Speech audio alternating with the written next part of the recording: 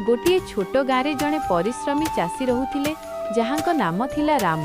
तांको परिवार रे तांको स्त्री शांति एवं दुईटी छोट पिला थिले। रामंक पाखरे एक छोट जमी थिला जेउठारे से दिन राति कठिन परिश्रम करुथिले। शांति मध्य तांको चाष कामरे साहाय्य करुथिले एवं पिलामानंकर जत्न नेउथिले। सेमाने खूब गरीब थिले किंतु सेमानंक परिवार रे बहुत शांति और भल पाइबा थिला। थरे गाँव रे बहुत जोर रे वर्षा हैला एवं रामंकर सबु फसल नष्ट होई गला। राम बहुत चिंतित होई पड़िले। शांति एमिति जदि वर्षा लागि रहिबो केजानी सेपटे फसल अवस्था कोन हेइथिबो।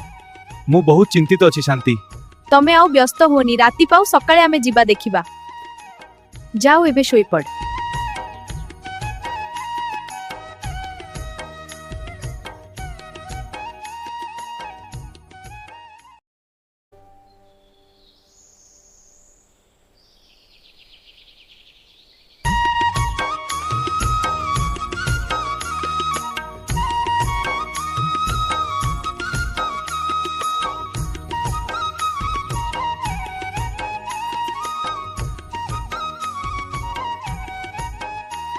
शांति आम फसल तो सबु पानी रे भासी नष्ट होई गला।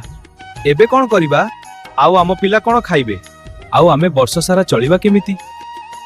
व्यस्त होनी, आमे पुनी थरे चेष्टा करिबा। आमे समस्ते मिशी काम कले सब ठीक होई जिवो।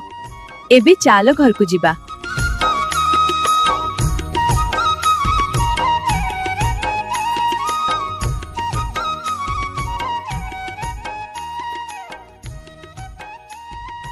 पिलामाने मध्य सेमानंक बापा मांकु छोट छोट कामरे साहाय्य कले। समस्तंक सहयोग एवं रामंक कठिन परिश्रम जोगु परवर्ती ऋतुरे बहुत भल फसल हैला। सेही फसल बिक्री करी रामंक परिवार पुणी खुशी रे रहिबाकु लागिले।